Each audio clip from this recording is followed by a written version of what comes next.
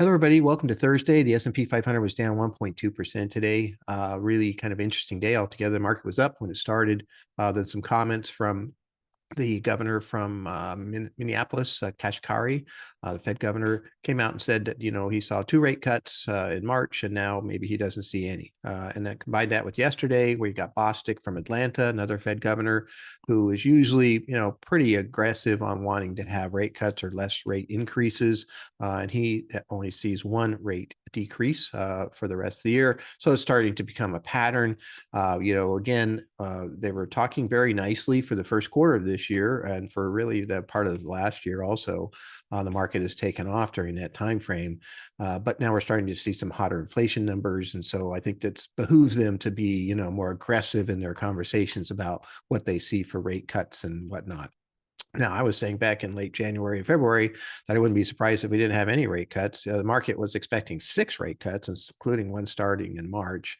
And so it's had to readjust. It's down to 3 rate cuts now. I think it'll just continue to readjust. And this is what you see is these kind of surprise days where the market drops and what have you. However, the fundamentals are still there. We're still in a primary uptrend. There's still a lot of money on the sidelines. The situation with earnings is still quite good. Artificial intelligence is still a very exciting area. The pent-up demand is still there. The consumers are still spending. All these things that are kind of driving this haven't changed.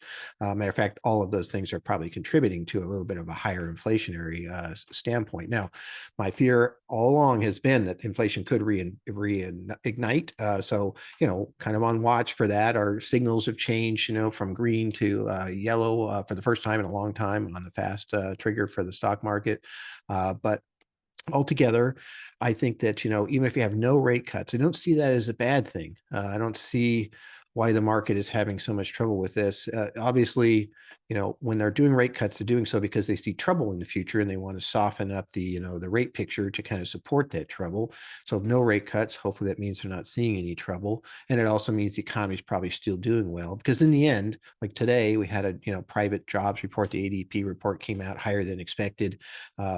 We need people to come to work to provide a supply so that we have the service side. We don't have the big inflationary push on the service side if we can get people to come out and take these jobs. And there's still a lot of open jobs. So again, we'll get the big jobs report tomorrow. I do my show tomorrow. We'll get the summary for the week, and we can talk about what's happening with jobs. But in the past, when we get a good jobs number, the market has dropped, and then finally realizing, this is not a bad thing, and it's gone up quite a bit too. So I think, this is just becoming buy opportunities. Again, we could see that this morning when the market was up after being down for a few days. And again, probably comes back in now. Doesn't mean we can't have a 10% downturn from high to low. We had that last year, even though the market made 26%. We had almost 2 of those in 2020, even though the market made over 20%, as I mentioned before. So I don't see this as being a bad thing. The RSI index that I use as a stretch index was at 78 here. That's quite high. It can get a little higher than that. I've seen 81 even earlier this year and late last year.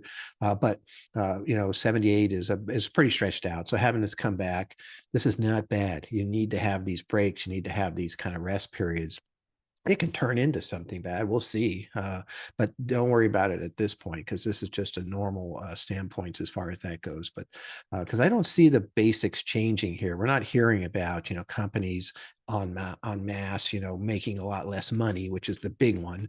And we're not hearing about, some of the things that are precursors, like the analysts dropping, their expectations drastically because they're seeing things inside of these companies. There's always certain single companies, that are having trouble. But I'm just talking about the whole market as a whole. I don't see big problems happening there. Matter of fact, we're seeing analysts raise expectations across the board. So those things will drive the market. All the momentum indicators that are showing the market's going to be higher, let's say in 12 months, are still there, and they're there for a reason. And so, eventually this gets down to some price that buyers come in and say, hey, that's a price I want, and they start to drive the market back up. There's no external forces that are really causing this. This is just a market that's gotten too far ahead of itself. Is a little bit nervous about inflation coming back, which is probably not a bad thing to be nervous about. So anyway, that's what's going on as a whole. Look forward to being able to talk to you again again tomorrow at the show, Talk Money with Tom. It's our live show on YouTube. You can watch 12:15 to 1 o'clock. I do my summary for what I saw happening for the week. And then, of course, you can ask questions live if you'd like to see, what you might find out that you're interested in. So look forward to seeing you then. Thank you very much.